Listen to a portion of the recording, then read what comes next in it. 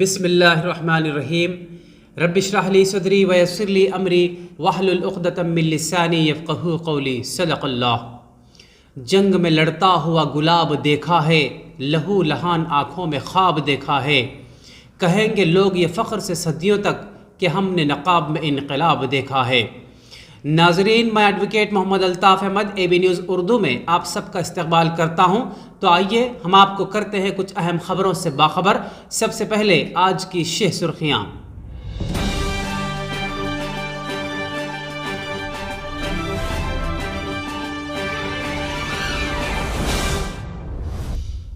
کریم نگر کے بشمول تلنگانہ کے مختلف مقامات پر مرکزی حکومت کے خلاف نعرہ بازی اور نریندر مودی کے پتلے نظر آتش۔ میونسپل کارپوریشن کریم نگر میں شاکرہ انجم کے مطالبات۔ کریم نگر اسمارٹ سٹی کے سائن بورڈز پر اردو زبان کی شمولیت کا مطالبہ، نزہت علی۔ جمعیت العلماء کی جانب سے بی بی مسکان کو 5 لاکھ کا چیک۔ ڈیجیٹل میڈیا کے صحافیوں کو بھی ایکریڈیشن کارڈ کی اجرائی کا تیقن۔ شہر حیدرآباد میں آٹو ڈرائیور کا ناقابل یقین کارنامہ۔ لڑکیوں کو اس بات کی آزادی ہے کہ وہ جو چاہے پہنے، جماعت اسلامی ہند۔ آئیے اب خبریں تفصیل سے۔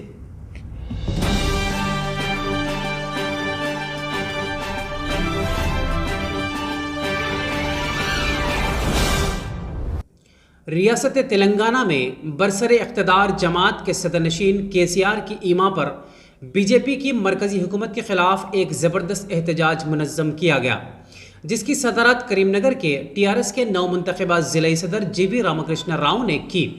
اس موقع پر نوجوانوں کی کثیر تعداد نے بائک ریلی میں حصہ لیتے ہوئے وزیر اعظم نریندر مودی کے پتلے کو نظر آتش کیا۔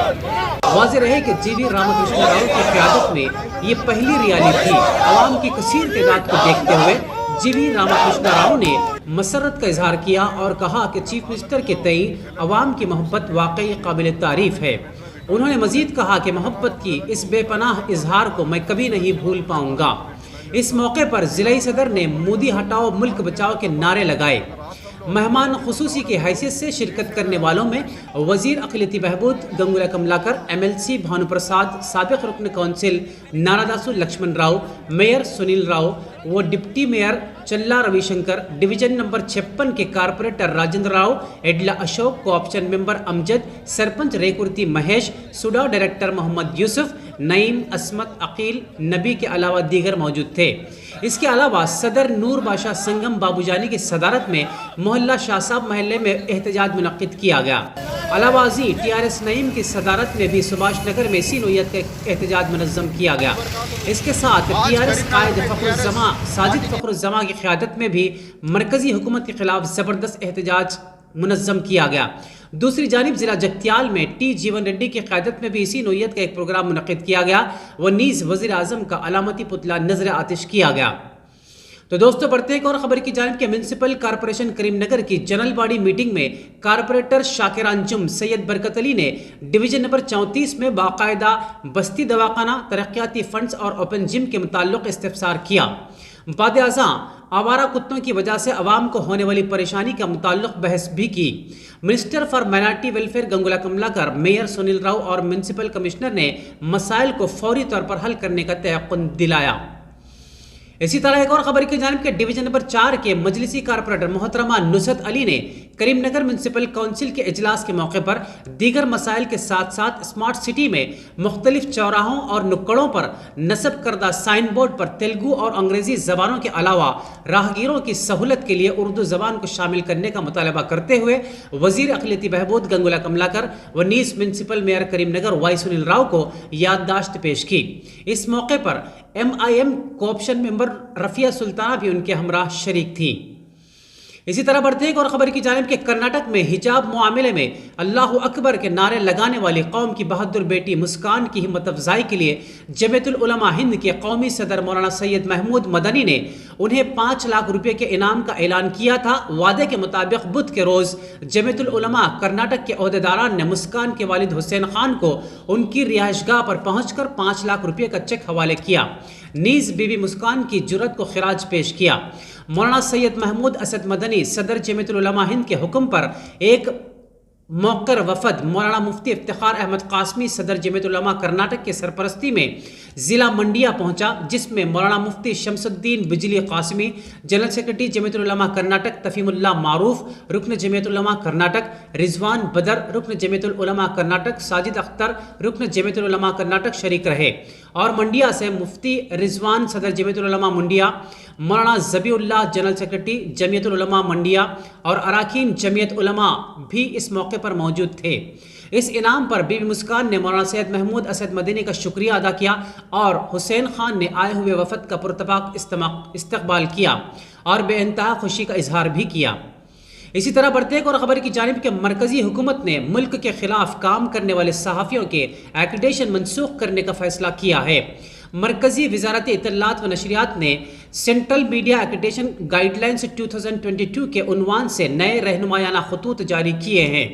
اس میں کہا گیا ہے کہ اگر کوئی صحافی ایسا رویہ اختیار کرتا ہے کہ جس سے قومی سلامتی، جغرافیائی حالات اور سالمیت کو نقصان پہنچتا ہو تو ان کے ایکریڈیشن منسوخ کر دیے جائیں گے۔ ونیز حکومت کے احکامات کی خلاف ورزی، توہین عدالت اور ہتک عزت کے جرم میں ملوث صحافیوں کے بھی ایکریڈیشن منسوخ کر دیے جائیں گے۔ جھوٹی خبریں نشر کرنے والوں کے ایکریڈیشن 2 سال سے 5 سال تک منسوخ کیے جا سکتے ہیں۔ نئے رہنمایانہ خطوط کے ایک حصے کے طور پر online news platform digital media میں کام کرنے والے صحافیوں کو اب ایکریڈیشن دیا جائے گا۔ پریس انفارمیشن بیورو PIB نے اعلان کیا ہے کہ وہ ایک مرکزی میڈیا ایکریڈیشن کمیٹی CMAC قائم کر رہا ہے، جس کے 25 ممبران اس کے پرنسپل ڈائریکٹر چیئرپرسن ہیں۔ یہ کمیٹی اپنے قیام سے 2.5 سال تک چلے گی۔ کمیٹی کے پاس صحافیوں کو منظوری دینے یا منسوخ کرنے کے تمام اختیارات ہوں گے۔ اس نے کہا کہ وہ ایک ذیلی کمیٹی قائم کر رہی ہے جس میں CMAC کے تحت 5 نامزد ارکان ہوں گے تاکہ ایکریڈیشن کے معاملات کا فیصلہ کیا جا سکے۔ اسی طرح بڑھتے ایک اور خبر کی جانب کہ شہر حیدرآباد میں ایک ایماندار آٹو ڈرائیور نے 5 لاکھ روپے کے زیورات پر مشتمل بیگ کو پولیس کے حوالے کر دیا۔ حیدرآباد کے لنگر ہاؤس کے رہنے والے مرزا سلطان بیگ پیر کو اپنی اہلیہ کے ہمراہ موٹر سائیکل پر جا رہے تھے کہ راستے میں ان کے زیورات پر مشتمل بیگ کہیں کھو گیا۔ یہ بیگ مہدی پٹنم کے سمت گزرنے والے ایک آٹو ڈرائیور سید ذاکر ساکن مراد نگر کو سڑک پر پڑا ہوا نظر آیا۔ انہوں نے بیگ اٹھایا اور اسے کھول کر دیکھا تو اس میں زیورات تھے۔ انہوں نے فوری لنگر ہاؤس پولیس اسٹیشن پہنچ کر بیگ پولیس اسٹیشن حوالے کر دیا۔ پولیس نے یہ بیگ حقیقی مالکین کے حوالے کر دیا اور آٹو ڈرائیور کو تہنیت پیش کی۔ اسی دوران ایک اور خبر کی جانب کہ کرناٹک کے کچھ تعلیمی اداروں میں مسلم لڑکیوں کو اپنے احاطے میں حجاب پہننے کی اجازت نہ دینے کی خبروں پر سخت تشویش کا اظہار کرتے ہوئے جماعت اسلامی ہند نے کہا ہے کہ لباس ہر شہری کا آئینی اور بنیادی حق ہے اور اس پر کوئی تنازع نہیں ہونا چاہیے۔ آن لائن پریس کانفرنس میں جماعت اسلامی ہند کے موقف کے بارے میں سوالات کا جواب دیتے ہوئے جماعت کے خواتین ونگ کے سیکرٹری رحمت النساء نے کہا کہ اپنی پسند کا لباس پہننا آئینی اور بنیادی حق ہے۔ انہوں نے سوال کیا کہ اس معاملے کو فرقہ وارانہ اور سیاسی رنگ کیوں دیا جا رہا ہے۔ انہوں نے کہا کہ جو کچھ ہو رہا ہے وہ تعلیمی اداروں میں پولرائزیشن اور بدمعاشی کی کوشش ہے۔ انہوں نے مزید کہا کہ حجاب کے خلاف یہ احتجاج ہماری سمجھ سے باہر ہے کیونکہ لڑکیوں کو اجازت ہے کہ وہ جو چاہے لباس پہنیں۔ اسکول اور کالج کے حکام پر زور دیتے ہوئے کہا کہ وہ لڑکیوں کو فوری طور پر اپنے اسکولوں میں بلا تعمل داخل ہونے دیں۔ ونیز انہوں نے طالبات سے اپیل کی کہ وہ ایسے افراد کے سامنے نہ جھکے جو معاشرے میں تقسیم اور نفرت پیدا کرنا چاہتے ہیں۔ انہوں نے قومی کمیشن برائے خواتین NCW اور قومی انسانی حقوق کمیشن NHRC سے بھی اس خصوص میں نوٹس لینے کی اپیل کی ہے۔ رحمت النساء نے کہا کہ جماعت اسلامی ہند ان طالبات اور ان کے والدین کے ساتھ یکجہتی کا اظہار کرتی ہے جو اس سنگین ناانصافی کے خلاف پرامن طریقے سے احتجاج کر رہے ہیں۔ جماعت اسلامی ہند کے نائب امیر پروفیسر محمد سلیم انجینئر نے کہا کہ حجاب کا مسئلہ پارلیمنٹ تک پہنچ چکا ہے۔ یہ آئین اور مذہبی آزادی کا مسئلہ ہے۔ ہندوستان کے آئین کے تحت عوام کو اپنے مذہب کی پیروی کرنے کی پوری آزادی حاصل ہے۔ مذہبی رسومات پر کوئی پابندی نہیں لگائی جا سکتی۔ اگر ضرورت پڑی تو ہم عدالت سے رجوع ہوں گے۔ آخر میں ہم اس امید کے ساتھ آپ سے وداع لیتے ہیں کہ آپ کو ہمارا انداز لب و لہجہ بہت پسند آیا ہوگا، تو پھر آپ کے لیے لازمی ہے کہ ہمارے چینل کو سبسکرائب، لائک اور شیئر ضرور کریں۔ تو انشاءاللہ کل پھر ملاقات ہوگی۔